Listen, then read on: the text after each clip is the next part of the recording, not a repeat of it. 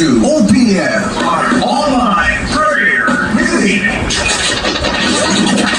Right here at Jesus Cavite page. God is good all the time. God is good all the time. God is good all the time. God is good all the time. God is good all the time. All the time, God is good. Isang pinagpalang gabi po sa ating lahat, mga kapatid. Welcome po sa ating OPM Online Prayer Meeting. Live po tayo dito ngayon sa ating Facebook page, Jesus Comfy Church. Every Monday to Friday, 7 p.m. to 8 p.m. lang po tayo, mga kapatid. At nga po muli ang inyong lingkod ngayong Wednesday night, Sister Noe Montoya. Kapatid, I'm so blessed that you are here tonight. And thank you, Lord, no, sa bawat isa na kasama natin ngayon. At ready na po ba kayong tumanggap ng mensahe, salita ng ating Panginoon ngayong gabi? Amen. Thank you, Lord, mga kapatid. Comment yung mga po dyan, mga kapatid, kung saan kayo nanonood tonight. At kung first time mo, huwag pong kalilimutan i-type ang new blessing para ma-welcome namin kayo ng sobrang mainit at ng buong puso. Praise the Lord. At para sa ating digital mission, sa ating digital evangelism, please don't forget, mga kapatid, to like and share this live video. Isang click na lang, mga kapatid, marami na maaabot na mensahe ng ating Panginoon. Keep tagging and mentioning your friends and loved ones. Praise the Lord. Thank you, Lord, sa mga masisipag nating mga kapatid na laging nag-share ng ating live at laging nagme-mention ng kanilang loved ones.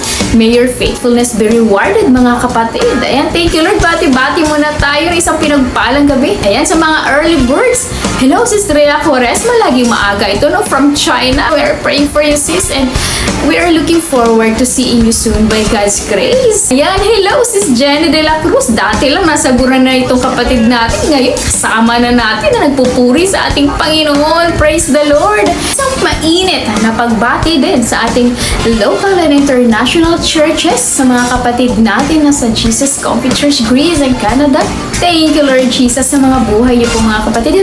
Pinagpala rin po ang gabi sa ating mga local church families, J. Comfy Nasugbu, J. Comfy Manila, J. Comfy Nueva Ecija, at Jesus Comfy Church Las Piñas. Thank you, Lord. At binabati din natin ang mga pinagpalang tagapangalaga ng kawan ng Diyos. Hello po, Pastor John, nasa Canada ngayon. Salamat po sa buhay ninyo, Bishop Ricky.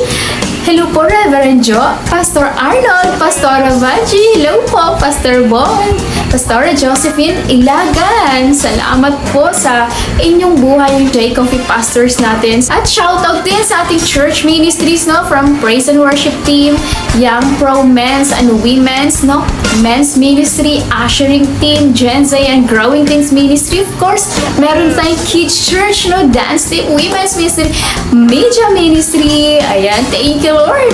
Hello po sa ating mga servant leaders din. And of course, isang pinagpalang gabi din sa ating butin at anointed na pastor, Pastor Robal Rusin. At syempre sa kanyang magandang may bahay na sobrang supportive at anointed din na si Sister Isabel Rusit. At sa buong Rusit family, sa Rusit Kids, hello mga kids sa inyo. Thank you, Lord, po sa inyong buhay, Pastor, sa inyong katapatan sa paglilingkod sa ating Panginoon. Praise the Lord. Iniimbitahan din po namin kayo na sama-sama po tayong magpuri sa ating Panginoon, no, sa ating Sunday service at 11:30 a.m.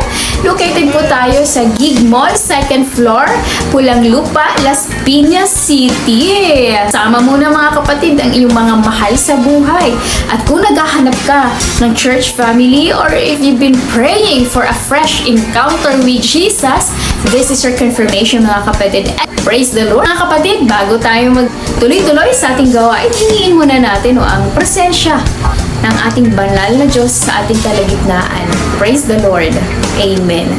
Hallelujah. Yes, Lord. Aming Diyos, Ama na, makapangyarihan sa lahat. We glorify your name. We magnify your name, Panginoon. Thank you, Lord Jesus, for this another wonderful opportunity, Panginoon, na upang kami, Lord, ay magkakatipon-tipon muli, Lord, sa iyong banal na presensya. Sa gawain namin ngayong gabi, Lord, dalangin ko, Panginoon, na patuloy ka, Lord, na mangusap sa bawat nakikinig, Panginoon, na buksan mo ang kanilang puso para sa iyong katotohanan.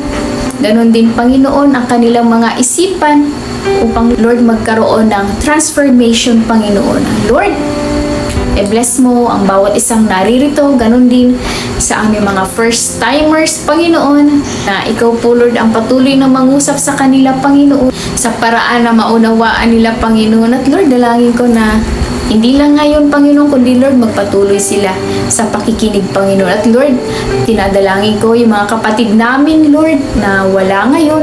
Aming pinagkakaabalahan. Ikaw na po, Lord, ang patuloy na mag-ingat sa kanila at ikaw na rin ang magtawag sa kanila. Dalangin ko, Panginoon, patuloy din po na lumago sa kanilang pananampalataya. At Lord, ngayong gabi, Panginoon, hinihingi namin, Lord, ang iyong pagsama. Puspusin mo, Lord, ng banal na espiritu. I-bless mo, Lord, yung salita mo na marami pang maabot po na kahit online, Panginoon, hindi ka limitado. Kayang-kayang magbago, Panginoon, ang puso ng tao. At marami din po, Lord, makapakinig ng mensahe mo at magkaroon ng kaligtasan. Lord, ikaw ang aming Diyos na makapangyarihan na patuloy na kumikilos sa buhay ng bawat isa. Kaya naman, Panginoon, patuloy mo kami, Lord, na samahan, mangusap ka, Panginoon. At Lord, yung mga salita, itong mga binhing ito, Panginoon, ay patuloy na lumago sa aming puso. Magkaroon ng transformation, magkaroon ng maraming bunga. Tinataas namin sa iyo, Panginoon, itong gawain ito. Gamitin mo ako na daluyan ng iyong karunungan, Panginoon, ng mga pagpapala sa bawat kapatid na nakikinig ngayon. At Lord, pag-alabin mo muli ang puso ng bawat isa, ang fire, Panginoon, na manabik sa iyong salita, kagaya nung una mo kaming tinawag. Kayo, Lord, ngayong gabi, marami, Lord, ang mabibless, Panginoon. Marami magkakaroon ng kaligtasan, Panginoon. Kaya, Lord, salamat po sa platform na ito upang maipahayag ang iyong salita. Muli, Lord, tinataas ko lahat ng katagumpayan, Panginoon, ng aming gawain ngayong gabi. Sa pangalan mo, Jesus. Amen. Praise the Lord, mga kapatid. Katatapos lang po natin manalangin, mga kapatid, at sa mga kapapasok pa lang, welcome po kayo sa ating online prayer meeting.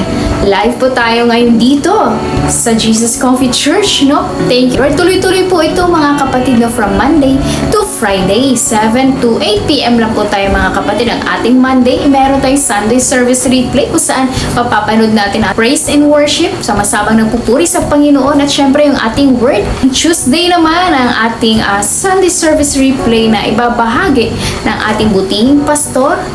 No, every Sunday, meron tayong mga iba't ibang series kung saan talagang nakaka-uplift ng spirit, no? Kaya lagi kayong invited, mga kapatid, sa ating mga gawain, no? Para lalo pang lumakas yung ating pananampalataya.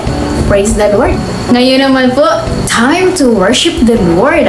Aawitin na naman natin ang isa sa mga original compositions ng ating church. Ang pamagat nating awitin ngayong gabi, Hanggang Huli. Praise the Lord. At thank you, Lord, sa buhay ng ating media team. Ilalagay po ang lyrics ng ating kanta sa ating comment section at huwag lang po tayong makinig. Sumabay po tayo, mga kapatid, no? Ibuka natin yung ating mga bibig. Kapatid, hanggang huli. Thank you, Lord.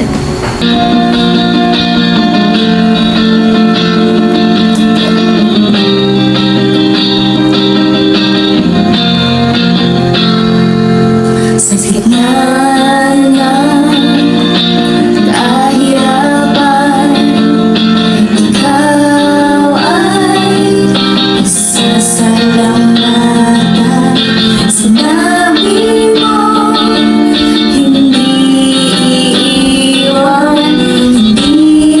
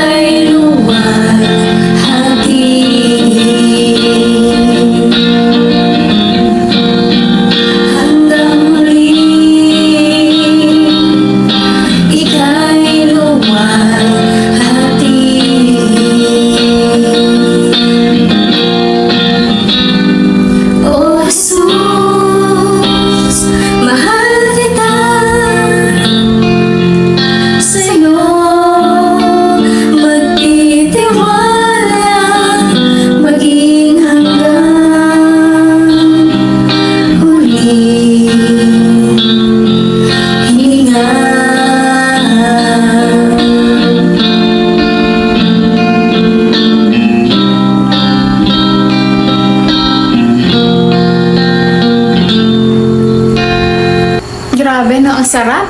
Sarap sa puso, no? Ibang-iba talaga kapag nasa presensya ng ating Panginoon.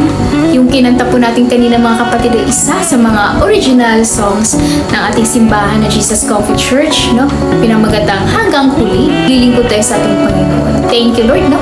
Sa buhay na ating worship team na patuloy ginagamit sa kanyang kaharian. At praise the Lord, we invite you, mga kapatid, to check our YouTube channel, no?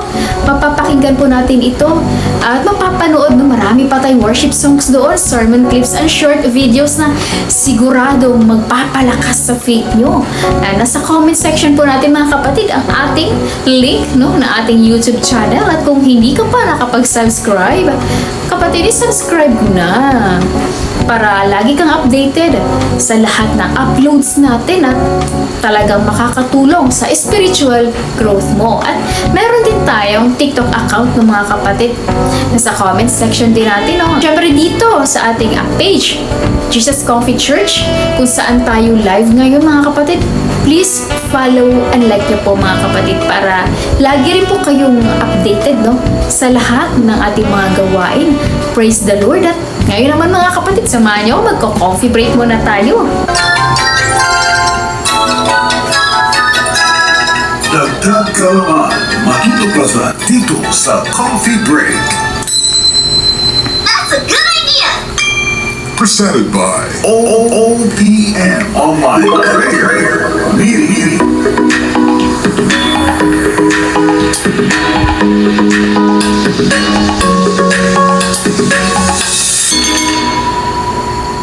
Amen. Praise the Lord.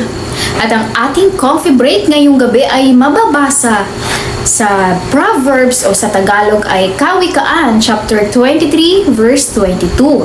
Proverbs chapter 23 verse 22, sabi dito, makinig ka sa iyong ama na pinanggagalingan ng iyong buhay at huwag mong hamakin ang iyong ina kapag siya ay matanda na. Amen.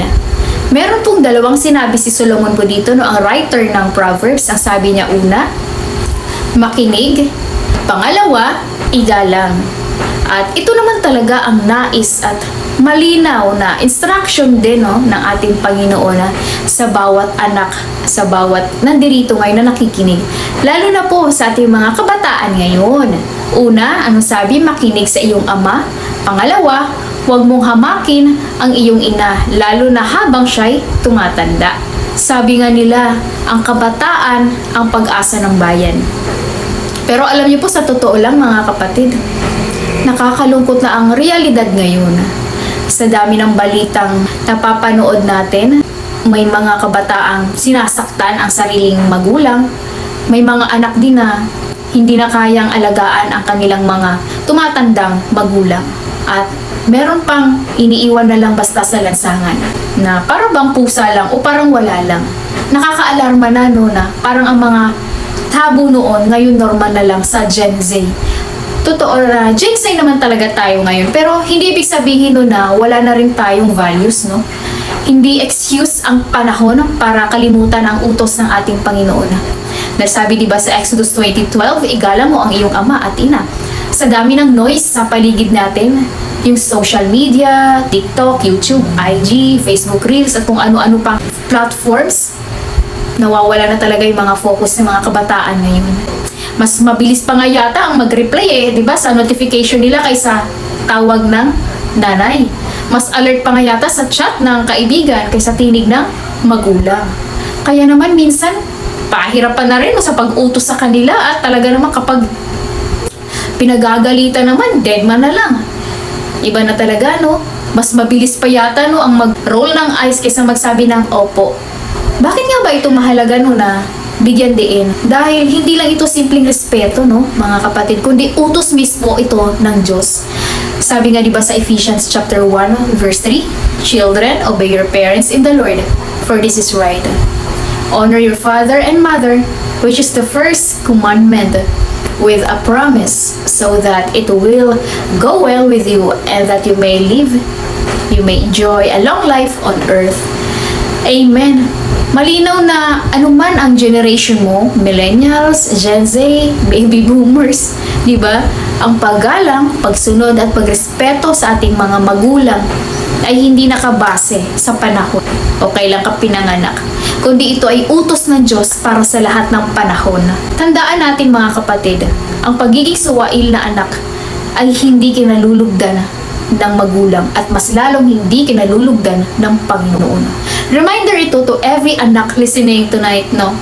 Kung kasama mo pa ang nanay at tatay mo, mga magulang mo, mga nagpalaki sa'yo, ipakita mo ng pagmamahal mo sa kanila habang hindi pa huli ang lahat. Sabihin mo, I love you mama, I love you papa, I love you daddy and mommy, mamang, lola, sorry po sa lahat ng kakulitan ko, pagsaway. Totoong walang perfect na magulang mga kapatid at walang aksidente na sila din ang ibinigay ng Panginoon para makita ng mga anak kagandahan ng mundo. Mga Gen Z dyan, ito na ang paalala, no? Huwag pasigaw kapag sumasagot sa magulang. Huwag i-roll ang eyes pag pinagsasabihan. Diba? Huwag tamaring makinig, huwag maya-maya. Kahit syempre paulit-ulit ang payo ni nanay at tatay para din naman sa inyo yun, diba? Ang respeto ay hindi lang sa I love you ma, I love you pa, kundi ito'y pinapakita rin sa gawa at sa paraan ng pakikinig, pagsunod at paggalang sa ating mga magulang. Lalo na kapag kayo ay tinutugid. Para naman din po sa ating mga magulang, maraming salamat po sa inyong sakripisyo, sa walang sawang paggabay, panalangin, at pagtuturo po sa inyong mga anak. At syempre, pagtatanim, pagtuturo ng salita ng ating Panginoon. Alam natin at may bunga ang lahat ng yan. Lalo na kapag nakaugat kay Kristo. Kaya keep on praying for your children, living a godly example and trusting God with their future. Dahil ang anak na itinuro sa tamang daan, hindi lalayo sa Panginoon. Amen. At yan po ang ating Comfy Break. That's a good idea! Presented by OPM Online Prayer Meeting.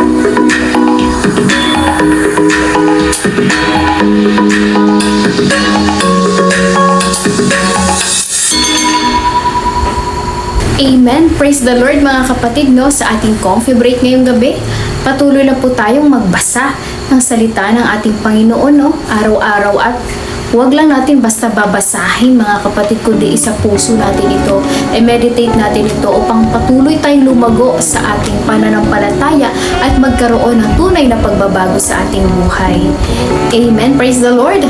Tuloy lang po tayo mga kapatid sa ating gawain dito sa ating OPM online prayer meeting at papunta na po tayo sa Word of God. Pero bago yan mga kapatid, ihanda po muna natin ang ating OPM notebook, ballpen at ating mga puso sa pagbabasa ng salita ng ating Panginoon. Amen? Kuha na po tayo mga kapatid ng ating mga Bible at sabay-sabay nating buksan at basahin sa Luke chapter 1 verse 26 to 31. Sa Luke chapter 1 verse 26 to 31. Sa New Testament po natin ito mga kapatid mabasa at habang binubuksan po natin ang ating mga Biblia, ini-invite namin kayo sa ating Bible study every Wednesday night. Mamaya meron tayong Bible study, no? 8:30 p.m. Syempre headed by our very own Pastor Ruban Rusit. Thank you, Lord Jesus. Taos puso din no, na nagpapasalamat sa Diyos sa buhay ng ating mga kingdom partners. Ayan, ating kingdom builders, mga supporters natin, at yung mga ating faithful tithers. Diba na buong kagalakan at katapatan na nagbibigay para sa gawain ng ating Panginoon. Mga kapatid, alam natin na tapat ang Diyos. Wala ni isang pangako niya ang napako pa, kaya ang bawat binhi na itinatanim natin sa kanyang kaharian ay tiyak na kanyang palalaguin din ito at sa tamang panahon, aani tayo ng masaganang pagpapalas. Yung mga kapatid, nandyan po sa ating comment section ang ating GCash number, video accounts. God bless you 100-fold for your generosity. Praise God! Ito na ba mga kapatid sa Luke chapter 1 verse 26 to 31. Basahin na po natin mga kapatid. Sabi dito, pinahayag ang pagsilang ni Jesus. Verse 26, nang ika-6 na buwan ng pagdalang tao ni Elizabeth, ang anghel na si Gabriel ay isinugo ng Diyos sa Nazaret na isang bayan sa Galilea upang kausapin ang isang dalaga na ang pangalay Maria. Siya ay nakatakda ng ikasal kay Jose, isang lalaking buhat sa angkan ni David. Lumapit ang anghel sa dalaga at binati ito. Magalak ka! Ikaw ay lubos na kinalulugdan ng Diyos. Sumasa iyo ang Panginoon. Amen. Naguluhan si Maria sa sinabi ng anghel at inisip niyang mabuti kung ano ang kahulugan ng ganoong pagbati. Verse 30, sinabi sa kanya ng anghel, huwag kang matakot, Maria, sapagkat naging kalugod-lugod ka sa Diyos. Makinig ka, ikaw ay maglilihi at manganganak ng isang sanggol na lalaki, at siya'y pangalanan mong Jesus. Amen. Praise the Lord. Manalangin po tayo mga kapatid. Maraming salamat o Diyos sa pagbasa, Lord, ng iyong salita. Pagpalain mo nga ito, Panginoon. Bigyan mo kami, Panginoon, ng knowledge, wisdom, and understanding. At sa bawat mensahe mo, ito ay maging aral din, Panginoon, sa aming buhay. Lord, kagaya ni Maria, mangusap ka rin sa amin, Lord. Buksan mo, Lord, ang aming puso upang tanggapin ang iyong salita. Buksan mo, Panginoon, ang aming isip. Patuto, Panginoon, at tanggapin ang iyong katotohanan. Dalangin namin na ang bawat binhing na itanim sa bawat puso, Panginoon, na naririto ay patuloy, Lord, na lumago. Kitaan ng pagbabago, Panginoon, at maraming bunga. Kaya, Lord, ngayong gabi, samahan mo kami. Patuloy kang mangusap. Makikinig kami, Panginoon. Tinataas namin, Panginoon, ang katagumpayan na aming gawain. Sa pangalan mo, Jesus. Amen. Amen. Amen. Praise the Lord. Hallelujah. Thank you, Lord, mga kapatid. Pinagpalang gabi muli at sobrang nakaka-bless, no, na eto, nagkakasama-sama na naman muli tayo sa presensya ng ating Panginoon at sa pag-aaral ng kanyang salita. Tuloy-tuloy po tayo, mga kapatid, sa napakagandang series natin, no, through the lives of great women in the Bible, no. In the past weeks, nakita natin ang kamay ng Diyos sa buhay ni Hannah, isang babaeng kinukutya dahil sa pagiging baog, pero hindi siya lumaban, no, sa salita, kundi talaga iniluhod niya ito sa panalangin ng buong puso. At nakikita din natin kung paano talaga mutupad si Lord ng panalangin nang ipinagkaloob niya si Samuel, isang propetang talaga namang ginamit ng Diyos para baguhin ang kasaysayan ng Israel. Ngayong gabi naman, another woman of faith naman ang ating kikilalanin. Ibang klaseng babae din ito dahil siya ang magiging ina ng ating tagapagligtas na walang iba kundi ang ating Panginoong Hesukristo. Amen. May tanong muna ako sa inyo. Ayan. Sino ba sa inyo dito ang nakatanggap na ng balitang bumago sa buong buhay mo? Yung bang balitang hatid ay iba't ibang emosyon? Siguro yung iba nakakatanggap ng disconnection notice sa Meralco. Naku, yan talaga ang balitang kinatatakutan din ng mga mamis natin, si Judith tsaka si Meralco. Yung iba naman, Mare, congrats, may utang ka daw. Naku, ano ba naman yun? Siguro yung iba ay good news naman, Ma, pa-promote ako. O di kaya, Ma, pakasama ako sa top 10. Grabe. At may kilig moments din naman siguro ng mga balita, or she said yes. At, engaged na ako. Naku, nakakatuwa naman talaga kapag puro good news ang ating nare-receive, di ba? So, nakakalungkot man, yung merong bad news, pero hindi natin makontrol, kung ano yung mga natatanggap nating balita. Pero alam nyo ba, bakit ko na itanong ito, mga kapatid? Kasi, sa Biblia, meron ding babae na nakatanggap ng balitang hindi lang life-changing, kundi world-changing.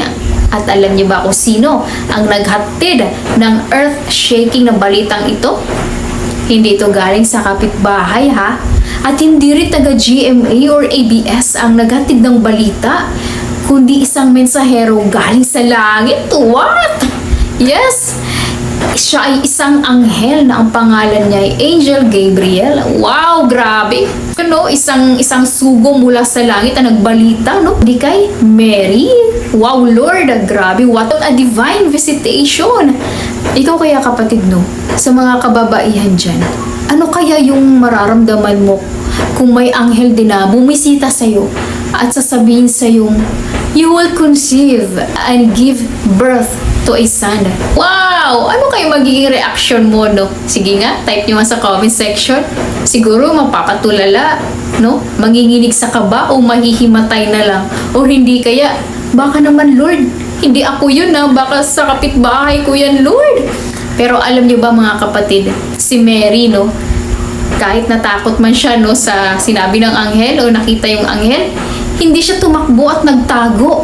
Oo, napaka-angelic encounter talaga yun eh.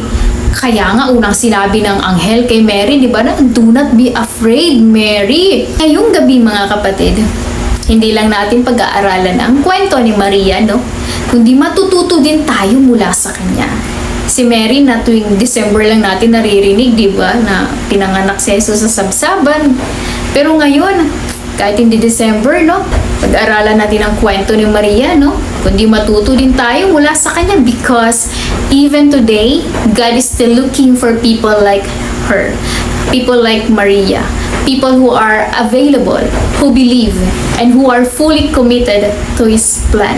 Kapatid, let's dive into her story and let the Holy Spirit speak to us tonight. At dito po sa binasa po natin kanina sa Luke po, no, chapter 1. Ayan, about kay Mary nga po, no, kung saan itong may pusong handang tumugon sa Diyos, no.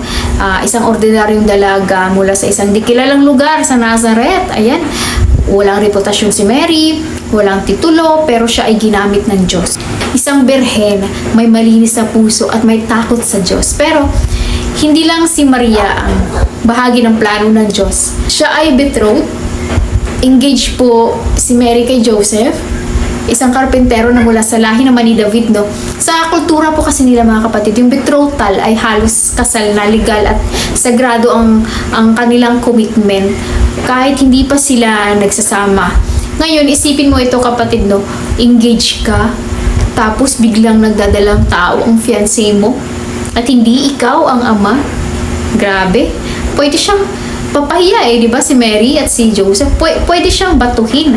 Dahil si Joseph ay righteous man nga, sabi sa Biblia, and did not want to expose her to public disgrace itong si Mary. Tahimik siyang nagdesisyong hiwalayan si Maria ng palihim. Pero habang natutulog siya, no, talagang Diyos na mismo ang nangusap kay Joseph sa panaginip na do not be afraid to take Mary as your wife. So, because what is conceived in her is from the Holy Spirit. So, talagang ano yung tugon ni Joseph dito?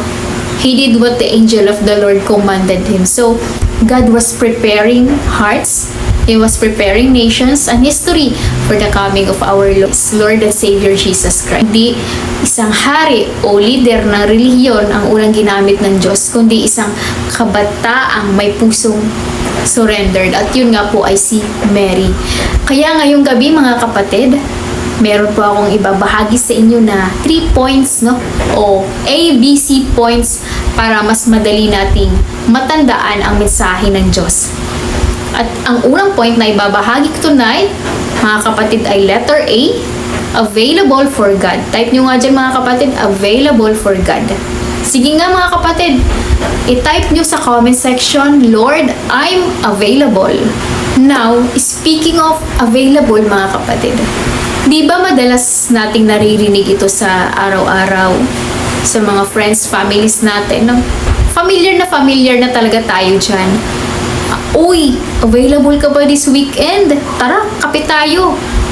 Available ka ba bukas? Birthday ko, punta ka ah. At minsan naman sa sobrang available mo, parang anytime game ka agad.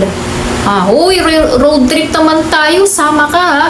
Pero bago ka sumagot, ang tanong mo muna, depende, sino bang kasama?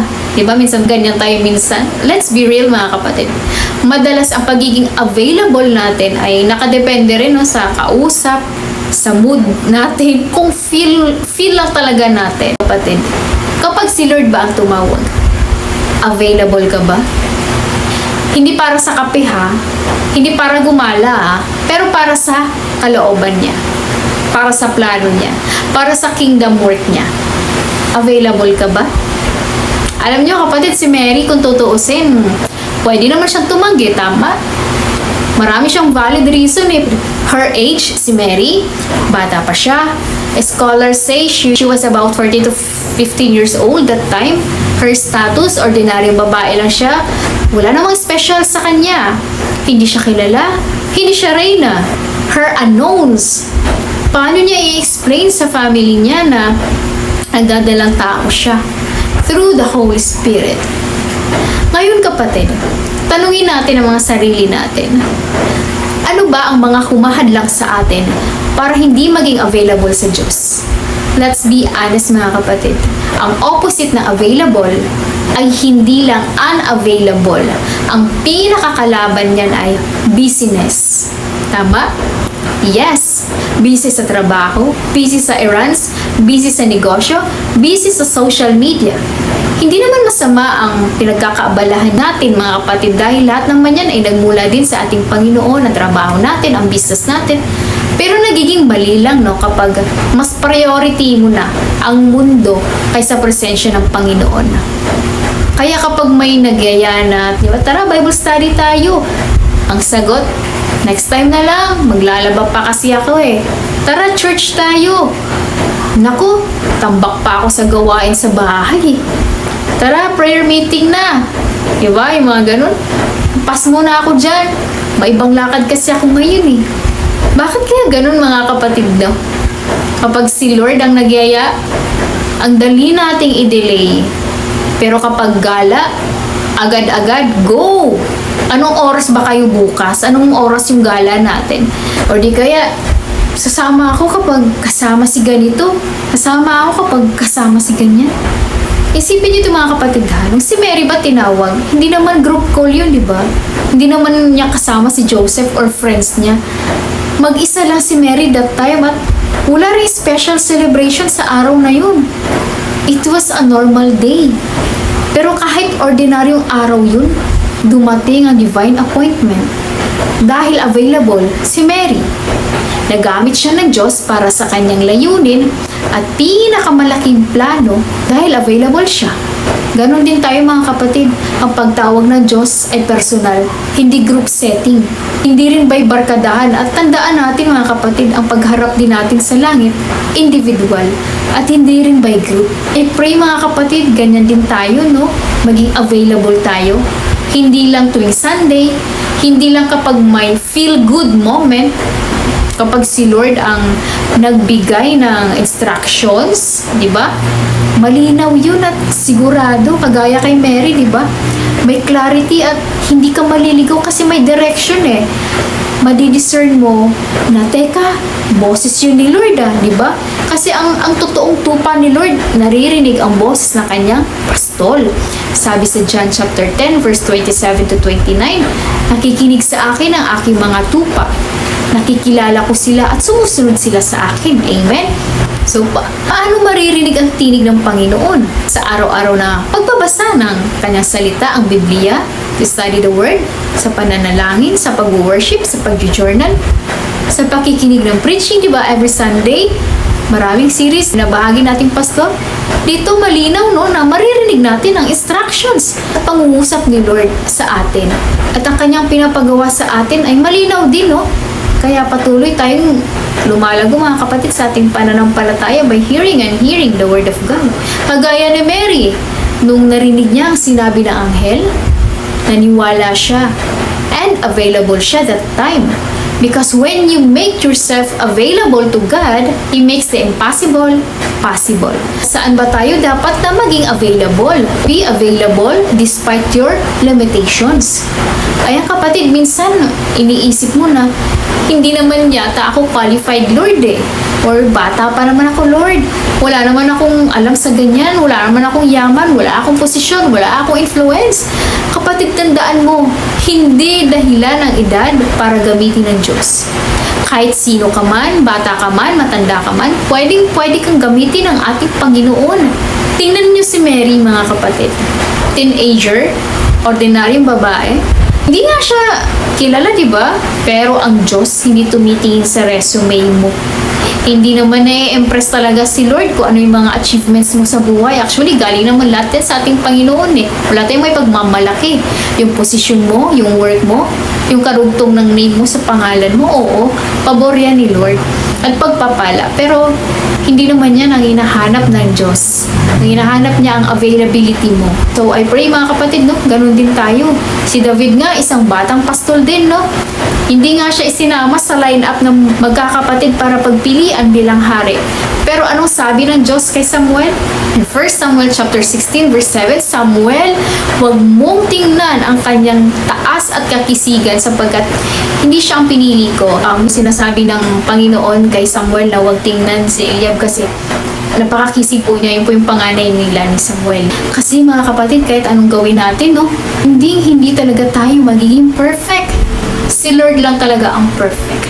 Kasi makasalanan tayo di ba? Pero wag mo naman hadlangan ang plano ng Diyos sa buhay mo dahil may perfect plan ang Diyos kahit sa imperfect life natin. Si David, hindi naman the most experienced Walang training sa digmaan. Bata pa nga lang din siya Pero willing siya at available siya. At dahil available siya, ginamit siya ng Diyos para talunin si Goliath, para pamunuan ang Israel, para maging hari, para maging a man after God's own heart. Minsan mga kapatid, yung kahinaan mo, yan pa yung opportunity para i-display ng Diyos ang kapangyarihan niya sa buhay mo. 2 Corinthians chapter 12 verse 19, My grace is sufficient for you, for my power is made perfect in weakness. 2 Timothy chapter 1 verse 7, hindi spirito ng pagkatakot, pero baka ikaw na mismo ang umaharang sa sarili mong assignment sa kingdom ni Lord, kapatid.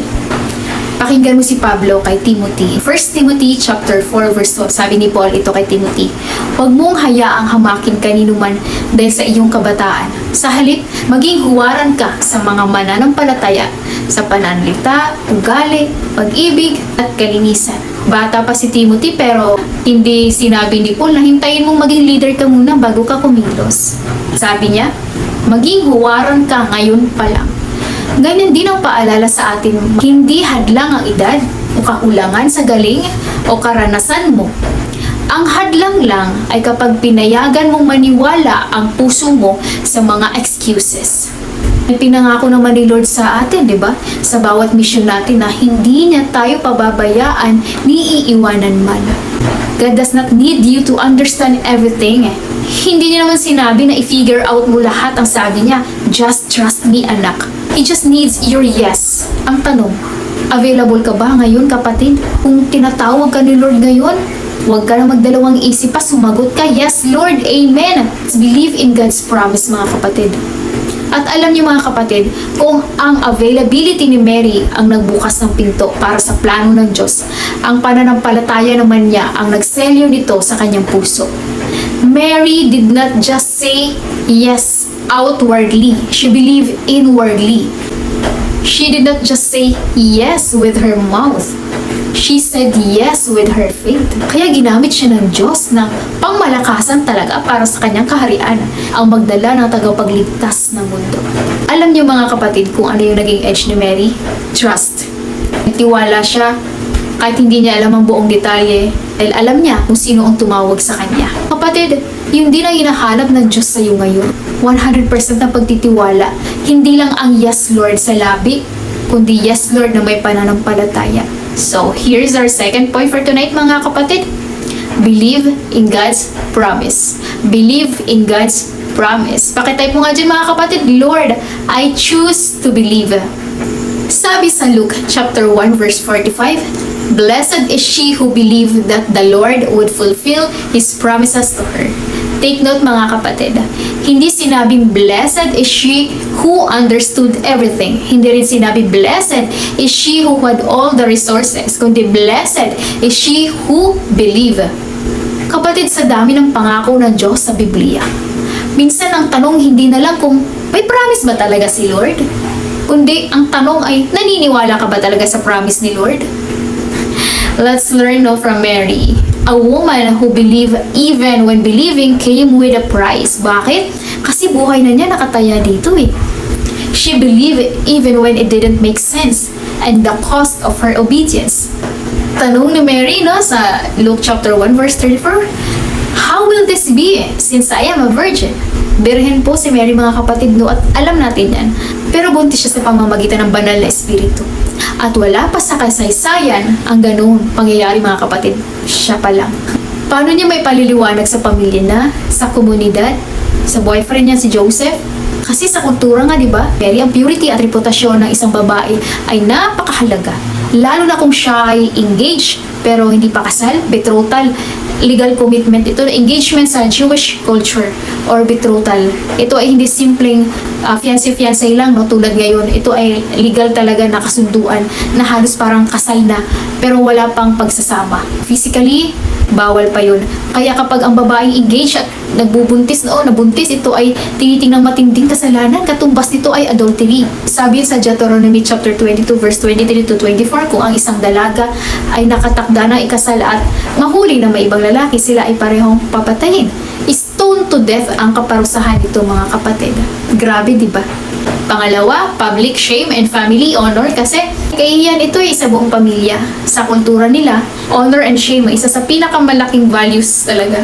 Kaya ang ganitong sitwasyon ni Mary, no, ay pwedeng maging sanhi ng pagtaboy sa kanya, di ba? Hindi kaya ay forced isolation o pagtatago.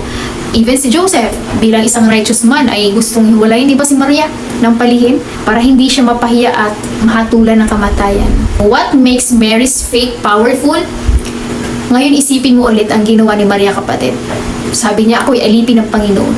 Mangyari nawa sa akin ayon sa inyong salita. Grabe. She said yes, knowing the cost. Pero kahit alam niya, posibleng mangyari, possible rejection, she said yes. Pwedeng mawala si Joseph, pwedeng itakwil siya ng pamilya, pwedeng mapahiya publicly, pero naniniwala siya sa pangako ng Diyos. She believed, and that's faith. Ito ang faith na hindi nakabase sa convenience o comfort, kundi sa conviction. Gaya ni Mary, nung tinawag siya ng Diyos para dalhin si Jesus sa mundo, hindi ang pamilya niya, hindi community, kundi si Mary mismo. Ibig sabihin, kapag sa'yo nangusap si Lord, ikaw ang kikilos, hindi ang iba. Kaya nung sinabi ng anghel kay Mary ang plano ng Diyos, personal niyang piniling maniwala. Hindi siya naghintay ng approval ng iba. O di kaya nagtanong sa kaibigan, di ba, na itutuloy ko ba ang pinapagawa ni Lord sa akin? O wag na lang kaya. Natakot siya, oo, pero hindi siya nagpa-apekto, no, sa paligid niya. Naniwala sa Diyos kahit hindi pa niya alam ang buong picture. At yun ang tunay ng pananampalataya. Ito ang katotohanan, mga kapatid, no? Faith is not always understood. Totoo naman, di ba? Minsan yung taong tinawag, siya pa yung walang ka-support. Pero gaya nga ni Mary, remember this. You were called, not them. You are chosen. At ang obedience mo, hindi dapat nakadepende sa validation na ibang tao. Tulad din ni na Abraham, sabi sa Hebrews chapter 11 verse 17 to 19, dahil sa pananampalataya, inihandog ni Abraham sa Isaac nang subukin siya ng Diyos. Naniwala siyang kahit patayin si Isaac, kayang buhayin muli ito ng ating Panginoon. Paano kung si Sarah unbeliever at pinigilan ni Sarah si Abraham? O Abraham, saan mo naman dadali ng anak natin? Huwag ka na sumunod sa sinasabi ng Diyos, di ba? At paano kung nagpa-apekto si Abraham at nag-isip-isip din na, oo nga no, bakit ko naman isasacrifice ang anak ko? Pero ang punto dito, mga kapatid, hindi sila ang tinawag kundi ikaw. Kaya hindi talaga nila maunawaan yan. At kung nagpadala si Abraham sa opinyon ng iba, baka hindi na talaga niya nasunod ang Diyos. Si Abraham hindi humingi ng signs, pero naniwala siya. Hindi nakadepende sa feelings o sitwasyon ang pagsunod at pananampalataya niya, kundi sa salita ng Diyos. Ang ginawa ni Abraham ay radikal at walang kasiguraduhan, pero bakit niya pa rin ginawa at sinunod ang ating Panginoon? Dahil kilala niya ang Diyos na tumawag sa kanya. Kapag sumunod ka sa kanya, kapatid, may kalakip na pagpapala. May pangakong probisyon sa bawat misyon. Sabi sa Deuteronomy chapter 28 verse 2, all these blessings will come on you and accompany you if you obey the Lord your God. Kapag sumunod ka sa Diyos, may pangakong proteksyon. Kapag may misyon, may provision. Kung tunay kang tagasunod talaga ng ating Panginoong Hesukristo, meron talagang sakripisyo. Sabi sa Matthew chapter 16 verse 24, ang sinumang nagnanais sumunod sa akin ay dapat itakwil ang kanyang sarili, pasanin ang kanyang krus, sumunod sa akin. Ang sinuwang sumunod kay Jesus ay kailangang handang tiisin ang persecution ng iba, ang posibilidad ng rejection, at ang bigat ng sariling krus. Hindi madali, dahil hindi naman ibig sabihin na blessed ka, na Kristiyano tayo, highly favored ka, wala tayong challenges sa buhay, na wala tayong problema o kakaharapin. meron pa rin mga kapatid. Hindi ibig sabihin na exempted na tayo at trouble-free na. Nakita naman natin na may blessing or favor si Lord talaga. Pero does not mean smooth sailing na. Kapatid, tandaan mo, blessed ka hindi dahil wala kang problema, kundi dahil kasama mo si Lord kahit may problema. Kaya napakahalaga na sa gitna ng challenges natin, sa vision na pinapagawa sa atin ni Lord, ay meron din tayong someone na mag-i-encourage din sa journey natin, no? Para magpatuloy tayo. Sabi sa Luke chapter 1 verse 36, sinabi ng anghel kay Mary, ang kamag-anak mo Mary na si Elizabeth, na tinawag na baog ay 6 na buwan na nagdadalang tao. Wow! Praise the Lord! Mga kapatid, pansin niyo ba? Nung sinabi ng anghel kay Mary na buntis na rin si Elizabeth, hindi lang yun pampalakas ng loob. It was a divine reminder that you are not alone talaga. Ang mga kababaihan ay dapat nagsusuportahan, hindi nagsisiraan, kagaya nila Mary at Elizabeth. Because when someone walk together in faith, generations are changed. Good news upon good news yun, na sinasabi ni Lord, anak, kung nagawa ko sa kanya ang himala, kayang-kaya ko rin gawin sa iyo yan ngayon. Maniwala ka lang. This was not just a detail. This was divine encouragement. God was planting hope in Mary's heart through Elizabeth's story. Bakit? Kasi si Lord, He confirms His word through community. He builds faith by showing fruit in others. Elizabeth's pregnancy was God's way of saying, Mary, wala ka mga nakikitang confirmation sa sarili mo ngayon, pero may ebidensya sa paligid mo. Huwag kang bibitaw, Mary. Minsan kasi sa gitna ng calling mo, hindi mo pa nararamdaman ang movement. Wala ka pang proof. Feeling mo, nag-iisa ka rin. Walang nagsusupport at nag-i-encourage, kapatid. Magpatuloy ka pa rin. Dahil si Lord, magpapakita ng Elizabeth sa paligid mo. Hindi para mainggit ka, kundi para ma-encourage ka. Dahil sabi sa Proverbs chapter 27 verse 17, as iron sharpens iron, so one person sharpens another. Sabi dito, from sharpens iron. Hindi sinabing plastic or kahoy, di ba? In other words, kung gusto mong tumalas ang pananampalataya mo, kailangan mong dumikit sa mga taong matalas din sa Diyos. Dumikit ka sa may apoy, yung patuloy kang pinapalakas kapag nanghihina ka, hindi yung pinanghihina ka lalo habang paulit-ulit ka rin nawawala ng apoy. Ang tunay na sharpening, yung mga Elizabeth, mga taong nagpipray para sa iyo, may nagtutulak sa iyo pabalik sa presensya ng Diyos, at nagse-celebrate sa success mo sa kingdom ni Lord, at nagsosupport sa mission mo kay Lord. Iwasan natin yung mga taong nagdududa sa tawag ng ating Panginoon. Sumama tayo sa mga nag-aapoy sa pananampalataya. And here's the truth, mga kapatid.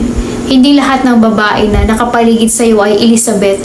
Pero meron din namang mga babae na itinakda ng Diyos para i-affirm ang pananampalataya mo. Hindi pagdudahan.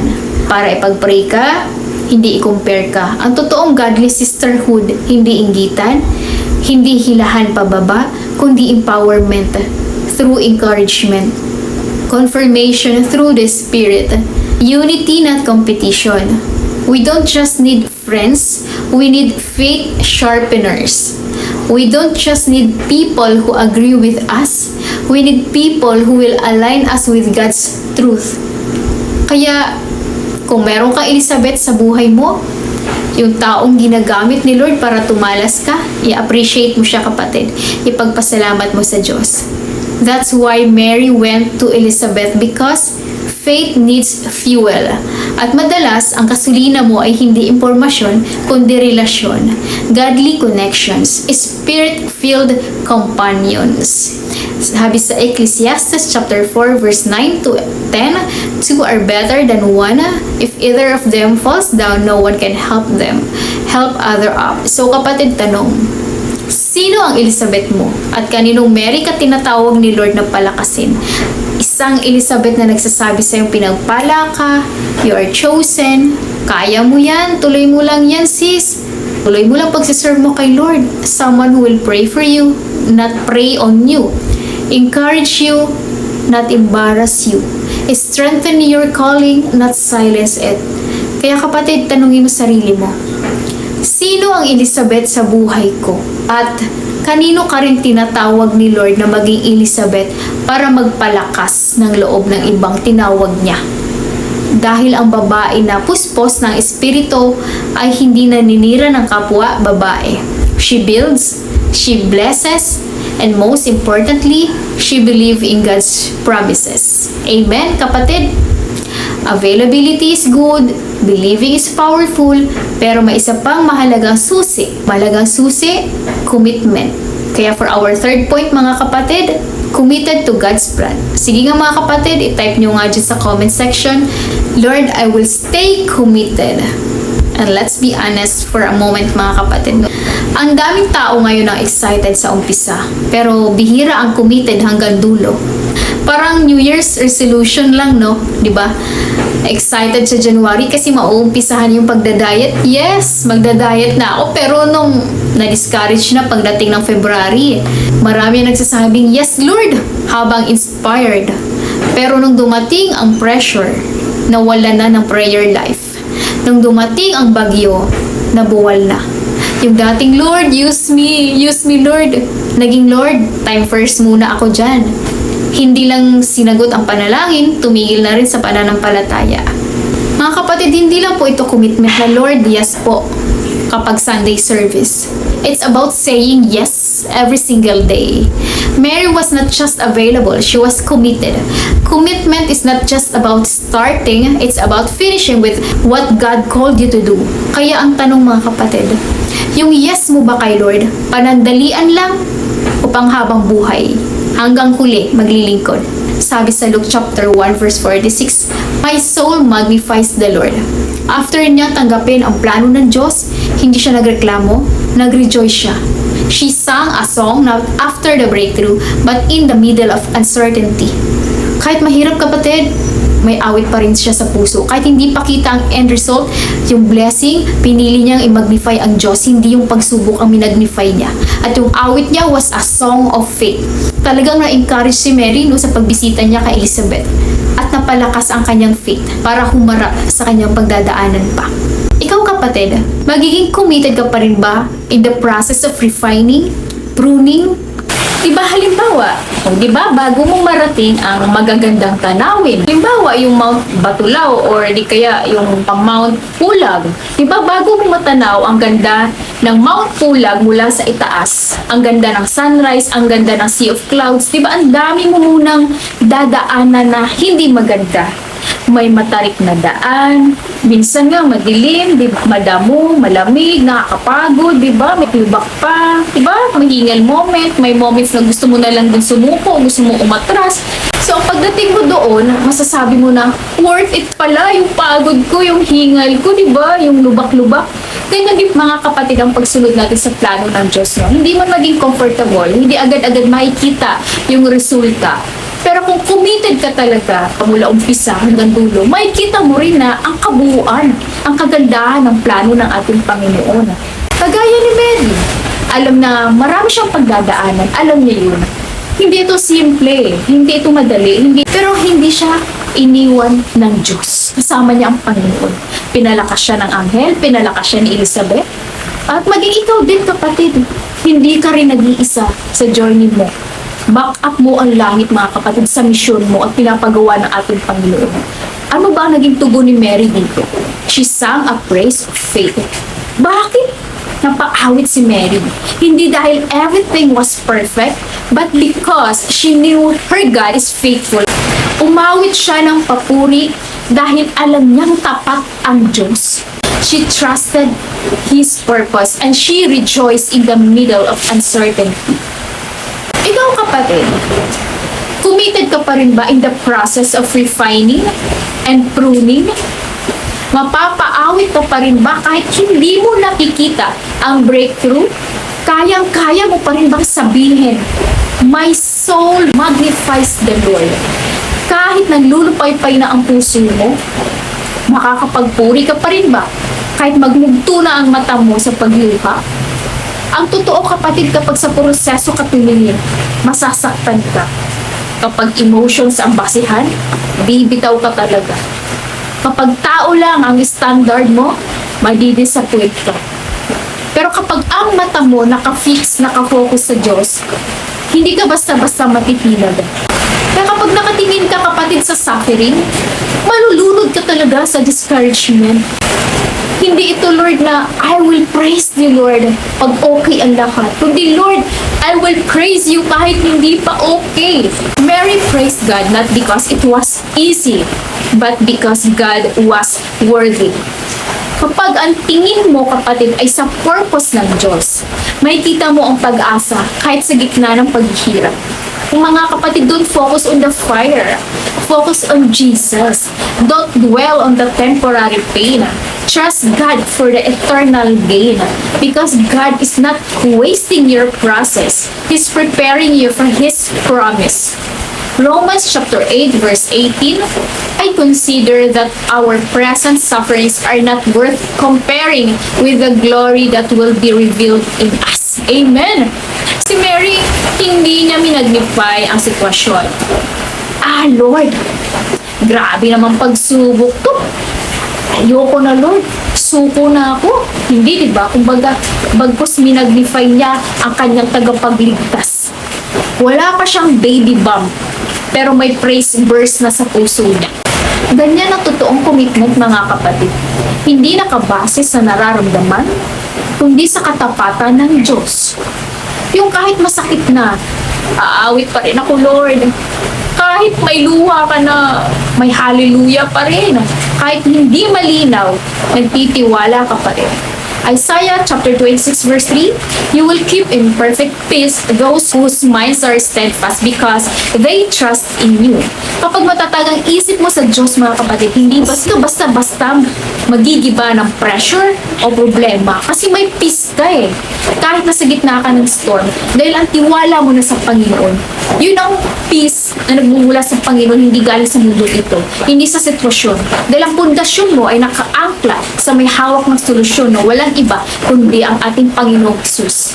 Tandaan mo ang pangako ni Lord sa John chapter 16 verse 33. In this world, you will have trouble, but take heart! Jesus has already overcome the world.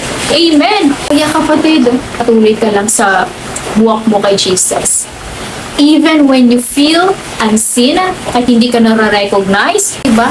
Kahit parang walang nakakakita, may Diyos na nakakakita. Kahit hindi ka na-appreciate ngayon, may langit na pumapalakpak. Heaven rejoices small step of obedience you take. Sabi sa Galatians chapter 1 verse 10, obviously, we're not trying to win the approval of people, but of God. If pleasing people were my goal, I would not be Christ's servant. Kapatid, si Lord ang pinaglilingkuran natin, hindi ang tao. So don't give up in the process. Don't stop singing in the middle. Don't stop serving even when it's unseen. Because what you do in secret, God rewards in eternity. Kahit wala na si Mary physically dito sa mundo, mga kapatid, no? Yung kwento ng commitment niya, belief, kanyang paniniwala, pananalig, pananampalataya sa Panginoon ay patuloy na nagpapalakas sa atin ngayon. Patuloy na nagbibigay ng pag-asa. Patuloy na papaalala kung siya nagamit ng Diyos noon, ikaw rin, kapatid. Pwede kang gamitin ng Diyos ngayon. Dahil ang Diyos na tumawag kay Mary noon ay iisang Diyos pa rin ang kumikilos ngayon. Gagamitin kanya ng pamalakasan kagaya ni Mary, no? Sa kanyang kaharian. Kaya ang kwento mo ngayon, kapatid, pwedeng maging lakas ng iba bukas. Kaya mga kapatid, tuloy mo lang yung ginagawa mo ngayon sa ating Panginoon kahit walang nakakakita, si Lord ang nakakakita. Your obedience now can bless generations later. Remember, God is writing your story and your commitment is part of someone else's breakthrough. At ang Diyos na may hawak ng panahon, hindi siya nakakalimot sa mga taong available sa Kanya. May pananalig, may commitment just like Mary. Because someone will need your story one day. Napakaganda no ng pananampalataya ni Maria. Yes, we admire Mary's availability, her belief, and her commitment. Pero huwag nating kalilimutan, mga kapatid, ang bida sa kwento ay hindi talaga si Mary, kundi si Jesus. Hindi naman si Mary ang tagapagligtas eh. Siya ay ginamit lamang ng Panginoong Diyos. Pero hindi siya ang Diyos. Luke chapter 1 verse 38, sabi niya, I am the Lord's servant. Mary answered. In Luke chapter 1 verse 37, my spirit rejoices in God my Savior.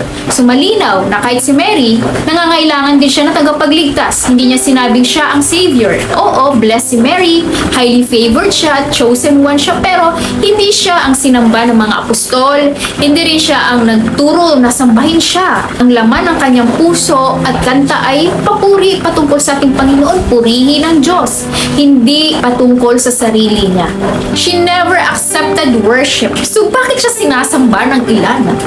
Wala kahit isang verse sa Bible, mga kapatid, na sinabi na sinamba si Mary o sasambahin si Mary. Ang mga tunay na lingkod ng Diyos ay laging tinuturo pabalik sa Diyos. Only Jesus the mediator, siya ang nag-alay ng kanyang sarili sa krus, hindi si Mary. Dahil sa pagbuhos ng dugo ng ating Panginoon sa krus, nalinis ang ating mga kasalanan. Hindi natin kailangan ng ibang tulay dahil si Jesus lamang ang tanging daan, ang katotohanan at ang buhay. Siya ang magdadala sa atin sa promised land, sa buhay na walang hanggan. Hindi si Mary, si Jesus yun. Yes, we honor Mary's example, but we worship only Jesus. She pointed to Jesus. Kaya let us do the same, mga kapatid. Ibalik natin ang papuri at pagsamba sa ating Panginoon, hindi kay Mary. Dahil dinala siya ni Mary sa kanyang sinapupunan. Pero si Jesus ang nagdala ng krus para sa ating mga kasalanan. Nararapat lamang na ibalik natin lahat ng papuri at pagsamba sa ating Panginoong Jesus at hindi kay Mary. Kung ikaw to, kapatid, na alam mong tagal ka na rin tinatawag ni Lord, pero parang si Mary nung una, nagtatanong ka, Lord, paano bang mangyayari ito? Pero ang sagot ng langit sa'yo ngayon, for with God, nothing shall be impossible. Hindi pa huli ang lahat to say yes to God. And Lord, here I am, use me.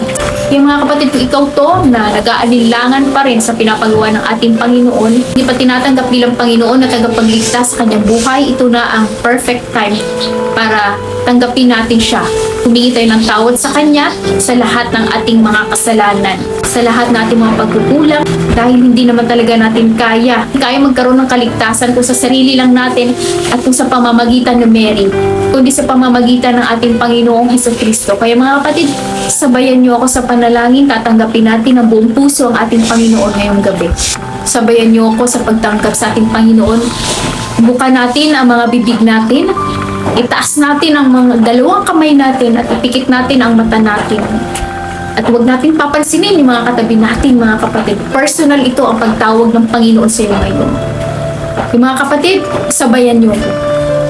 Panginoong Jesus, kailangan kita sa buhay ko. Lord, isa po akong makasalanan. At Panginoon, pinagsisisihan ko po ang lahat ng aking pagkukulang at lahat ng aking kalabisan. Sa mga oras na to, Lord, binubuksan ko ang aking puso, ang aking buhay, at pinapapasok kita at tinatanggap bilang Panginoon at tagapagligtas. Salamat, Lord, sa pagpapatawad at sa buhay na walang hanggan sa langit. Sa pangalan ni Jesus, Amen. Amen. Amen. Praise the Lord, mga kapatid. Hallelujah. Thank you, Lord Jesus. At kung sumabay ka, kapatid, sa panalangin natin na mula sa puso at tinanggap ang ating Panginoon bilang Panginoon at tagapagligtas, congratulations, dahil meron ka ng buhay na walang hanggan sa langit. At yan, mga kapatid, in 5 minutes, matatapos na po tayo, no? Pero bago ang lahat, itataas muna natin sa panalangin ng bawat isa, mga kapatiran natin, ang ating simbahan. At sabayan niyo ako, mga kapatid, you can say yes, you can agree with me, say yes, thank you, Lord. Yes, Lord, hallelujah. We magnify your name, Panginoon. We bless your name. Thank you, Lord Jesus, sa gabing ito, sa mensahe mo na nagbukas sa aming isipan, Panginoon, sa iyong katotohanan, at nagbukas na aming puso para tanggapin ang iyong salita. Lord, ang salita mo ay totoong buhay, makapangyarihan, tagos sa aming puso at kaluluwa. Salamat, Panginoon, sa istorya ni Mary, nagbigay sa amin, Panginoon, ng kalakasan upang magpatuloy na maniwala, Panginoon, sa plano mo. Maniwala, Panginoon, na kami ay tinawag mo, Panginoon, para sa iyong layunin. Alam namin, Panginoon, ang mga tinawag mo ay gagamitin mo sa pangmalakasan. Ngayon pa lang ay hinihingi na namin, Panginoon, ang iyong pagsama, yung pangako na proteksyon sa amin at provision sa bawat misyon pinapagawa mo. Salamat, Lord. Kami ay hindi natitinag sapagkat tapat ang tumawag sa amin. Kaya Lord, sa gabing ito, nadalangin ko, Panginoon, tinataas ko sa iyo, Lord, ang mga kapatid ko na nandirito ngayon. Patuloy mo, Lord, ang pagpalain, mga patuloy na nakikinig sa iyo, Gita, at patuloy na tinatanggap. Tinataas ko po, Lord, ang pangangailangan ng bawat isa. Kakaranas ngayong oras na ito, Panginoon, na iba't ibang karamdaman, yung mga nananakit ang ulo, may mga lagnat, masama ang pakiramdam, at mga kapatid namin, Panginoon, na nasa hospital, yung may mga findings, Panginoon, sa check-up, walang imposible sa iyo, Lord. Ikaw ang aming tapat na Diyos na siyang nagpapagaling, sumasagot sa mga panalangin. Kagaya ng pangako mo, Lord, kay Mary, i-restore mo ang lahat ng aming mga karamdaman mula ulo hanggang talampakan. Sa mga kapatid namin na mga pinagdadaanan, mga natatakot, Panginoon, mga hindi nakakatulog sa gabi, Jesus name, pinapawi mo na lahat, mga pag-aalinlangan, lahat ng mga espiritu, mga hindi kaayon sa espiritu mo, out in Jesus name. Pinapalayas mo ng Panginoon kung espiritu ng pagkatakot, espiritu ng pagkaduwag, Panginoon, espiritu, Panginoon, ng depression, espiritu ng anxiety, ng stress. Sa pangalan ni Jesus, pinapalitan mo, Lord, ng espiritu ng kapayapaan, Panginoon, peace. Itong peace na nagmumula sa iyo at hindi galing sa mundo. Kaya, Panginoon, salamat sa kagalingan at tinataas ko rin, Panginoon, mga kapatid namin, Lord, na patuloy din paggamit sa iyong kaharian through giving, through tithing, Panginoon. Salamat, Lord, dahil ang mga pagpapala ay nakahanda na sa mga anak mo rin na handang tumugon, Panginoon. Lord, patuloy na mag-ingat sa mga anak mo, sa mga trabaho. Ikaw magpapalago sa mga negosyo. Ikaw din po, Lord, magpo-provide sa mga bayarin monthly, Panginoon, sa mga bills, Panginoon, maging sa mga tuition fees, Panginoon, mga pangangailangan sa araw-araw. Ikaw kami, Jehovah Jireh, Panginoon. You are our provider. At kagaya kay Abraham, Panginoon, nariyan ang sagot, nariyan ang solusyon. Bago pa naman namin hingiin sa iyo, ay nalalaman mo ng Panginoon lahat ng aming pangangailangan. Kaya hindi kami mangangamba, hindi kami mag-aalala, sapagkat nariyan na ang kasagutan. Kaya Lord, maraming salamat, Lord, sa kagalingan, sa proteksyon, Panginoon, sa bawat isa upang makapagpatuloy kami. At ikaw din po, Lord, ang magpapalakas sa amin sa misyon kung saan mo kami tinawag, Panginoon. Tulungan mo kami, Lord, dagdagan mo yung faith namin na makapagpatuloy pa, Panginoon.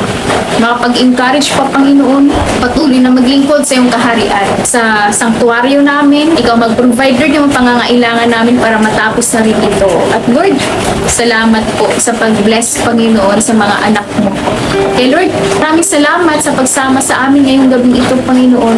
Sa mga kasagutan, sa mga panalangin namin, Panginoon.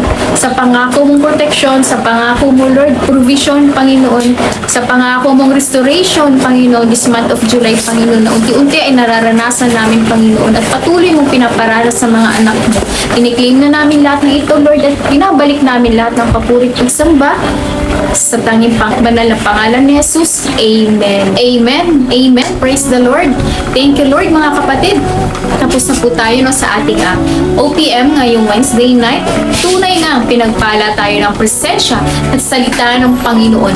Maraming salamat po, mga kapatid, for joining us tonight. At syempre, no, iniimbitahan ko po kayo sa ating Sunday worship service, no, sa ating Sunday service. Located po ito sa Gig Mall, 2nd floor, Pulang Lupa, Las Piñas City at 11:30 AM po, mga kapatid, no, ang ating service time. Ayan, sabay-sabay po tayo magpuri at mag-aral ng salita ng ating Panginoon. at mag-fellowship bilang isang pamilya sa pananampalataya. At muli, ako nga po muli ang inyong lingkod, Sister Novi Montoya, ang inyong mga kasama tuwing Wednesday night. Ayan, thank you Lord. At syempre, ayan mga kapatid, sabay-sabay tayo. Let's declare, I am a child of the Most High God. I am blessed. I am full of wisdom, full of power, full of potential. I can do all things. I will overcome. I have a great destiny in Christ. I believe it. I receive it. In Jesus' name, Amen. Powers in you, Messiah. That's our Lord Jesus Christ, the Lord of all lords and the King of all kings. Thank you mga kapatid for joining us tonight. Keep shining brightly for Jesus. God bless and good night mga kapatid. Bye!